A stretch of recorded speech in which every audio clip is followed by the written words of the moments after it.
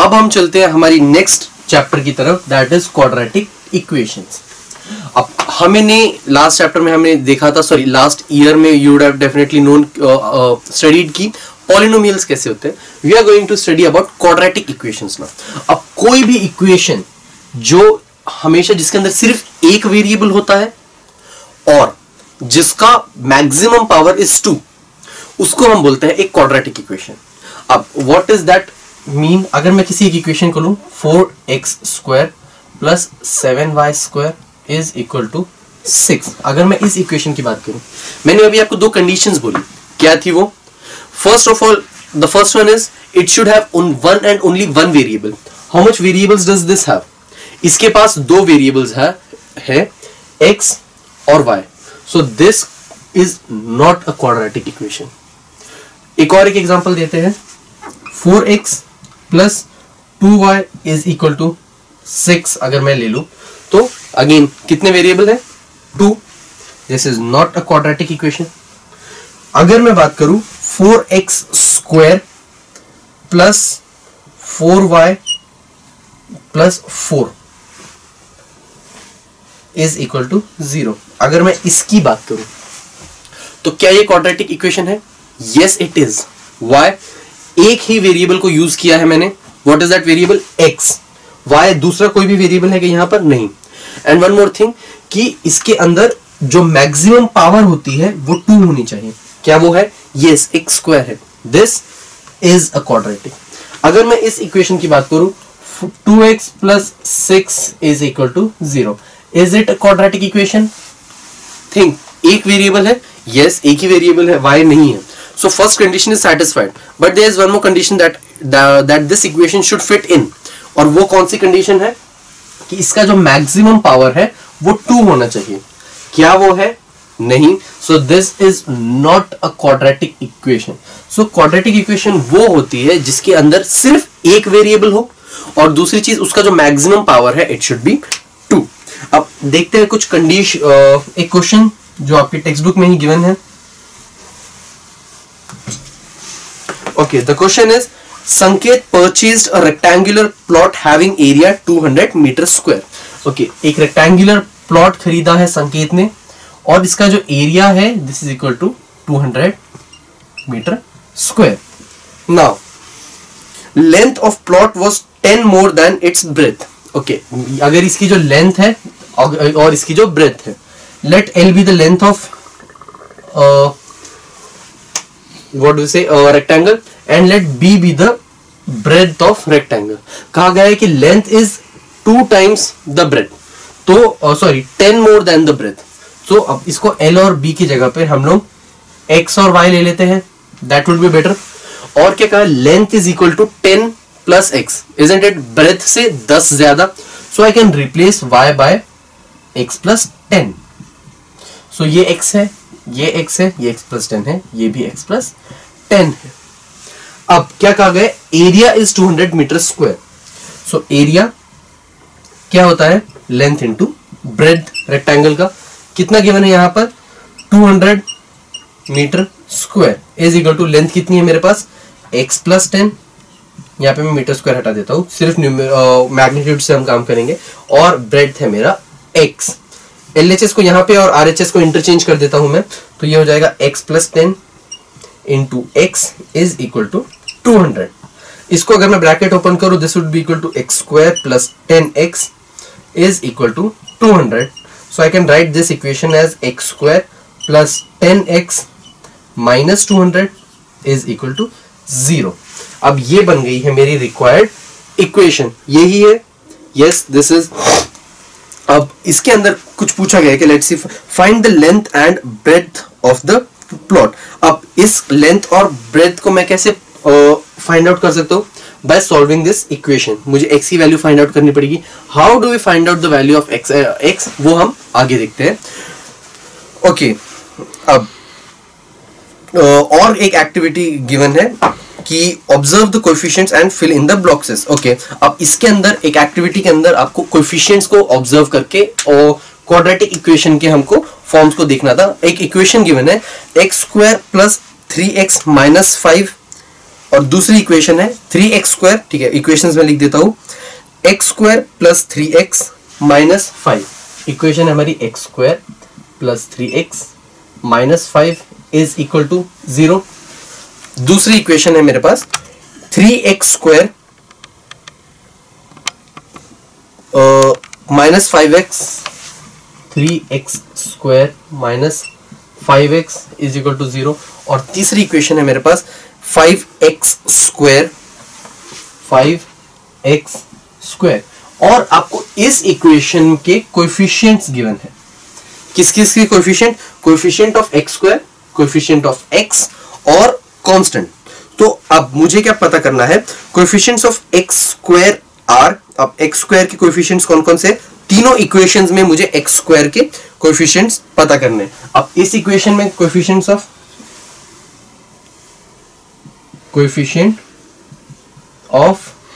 x² कितने? इस इक्वेशन का कितना है? इट्स 1। इस इक्वेशन का कितना है? 3। इस इक्वेशन का 5। तो ये हुए मेरे coefficients of x²। Coefficients of x की अगर मैं बात करूं तो x के साथ क्या क्या है? यहां पे 3, यहां कितना है? -5, और यहां कोई है क्या? नहीं, तो 0। और तीसरी चीज जो मुझे देखनी है that is constant terms are. Constant terms कौन कौन सी है? अब कांस्टेंट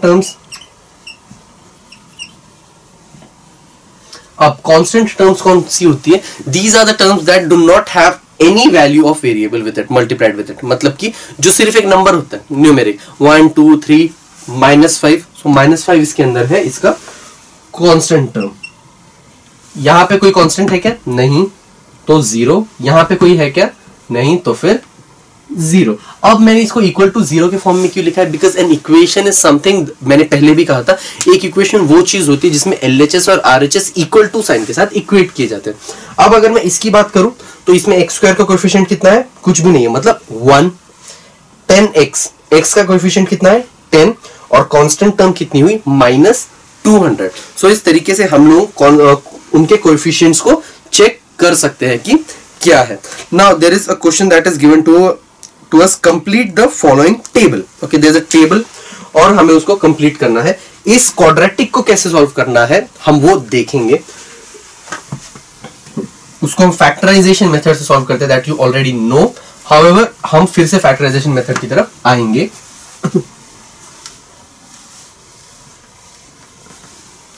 ओके, एक टेबल हमें गिवन है। First one is quadratic equation.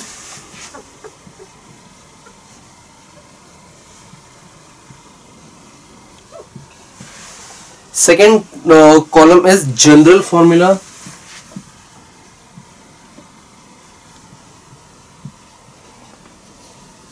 Third column is A, B and C, A, B and C। Okay, अब हमारे पास पहली क्वाड्रेटिक इक्वेशन है x² - 4 is equal to 0। x² - 4 is equal to 0। किसी भी quadratic का जनरल फॉर्मूला होता है ax² plus bx plus c is equal to 0। कोई भी इक्वेशन अगर इस फॉर्म में हो then it is definitely it is a quadratic equation. यहां पे x² की कोई कोएफिशिएंट है? यस, तो है। कौन सा है? यहाँ पे x²। सो ax², मतलब कि 1 इंटू x²। क्या x का कोई कोएफिशिएंट है? नहीं है। So plus b into x, मतलब कि यहाँ पे लेकिन कोई कोएफिशिएंट है ही नहीं, तो फिर 0 इंटू x। कांस्टेंट है? यस, तो फिर -4 इज इक्वल टू 0। ये है इसका general formula. 1 into x², b का x का कोई कोएफिशिएंट नहीं इसलिए 0 minus b is equal to 0। अब a कितना है मेरे पास? 1। x² का कोएफिशिएंट, x का कोएफिशिएंट कितना है मेरे पास? मतलब कि b, मतलब 0। और कांस्टेंट टर्म कितनी आई है मेरे पास? मतलब कि -4। Moving on to the next equation, it is y² is equal to 2y - 7। y² is equal to 2y - 7। But मेरा जनरल फॉर्म क्या है किसी भी इक्वेशन का? ax² plus ax+ c is equal to 0। मतलब सब कुछ कहां होना चाहिए? लेफ्ट हैंड साइड में। सो इसको मैं लिख सकता हूं, सब कुछ मैं यहां लेके आऊंगा। I can write this equation as y square minus 2y plus 7 is equal to 0। Positive 2y है, अपना साइड चेंज करेगा, LHS से RHS से LHS में आएगा तो पॉजिटिव से नेगेटिव हो जाएगा। सेम वे -7 है, RHS से LHS में आएगा तो +7 हो जाएगा। Now this is my required quadratic equation. Now इसका जनरल फॉर्म क्या हो जाएगा, 1 into x square minus 2 into y plus 7। ये क्या है मेरा a, एक्स स्क्वायर का कोएफिशिएंट, -2 क्या है मेरा b, और ये क्या है मेरा c is equal to 0। So a कितना है मेरा 1, b है मेरा -2 और c है मेरा 7।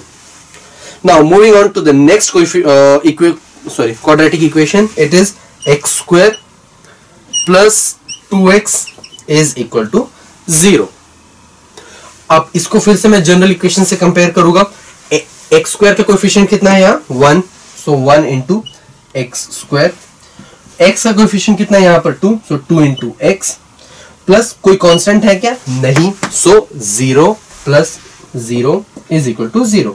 ए क्या होता है एक्स स्क्वायर का कोएफिशिएंट मतलब कि 1, बी क्या होता है एक्स का कोएफिशिएंट मतलब कि 2, और c इज 0 क्योंकि कोई कांस्टेंट ही नहीं है। इस तरीके से हम लोग कोएफिशिएंट्स पता कर सकते हैं and the coefficient of x square, x और जो कांस्टेंट आता है they are being named as a, b and c। अब there is a question that is given to us, decide which of the following are quadratic equations. कुछ questions equations हमें given है और हमें पता करना है कि इनमें से कौन सी क्वाड्रेटिक इक्वेशंस है और कौन सी नहीं है।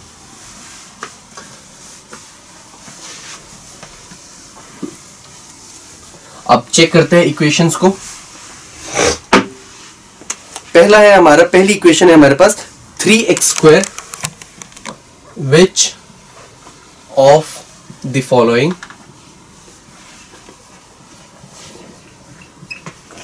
Are quadratic equations. अब इसमें से कौन सी क्वाड्रेटिक इक्वेशंस है वो हमें चेक करना है। पहली है हमारे पास 3x square minus 5x plus 3 is equal to 0।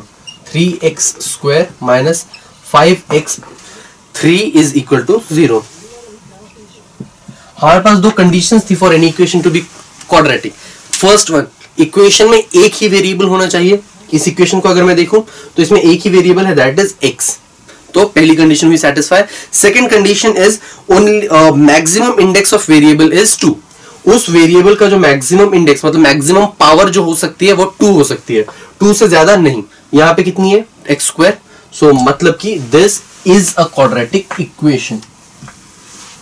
Moving on to the next one, 9y square plus 5 is equal to 0। 9y square plus 5 is equal to 0।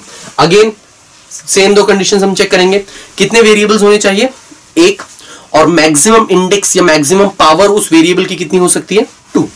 एक ही वेरिएबल है y और मैक्सिमम पावर वो कितनी है 2।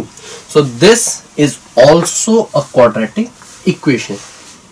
चलते हैं नेक्स्ट क्वेश्चन की तरफ। m cube minus m square plus 4 is equal to 0।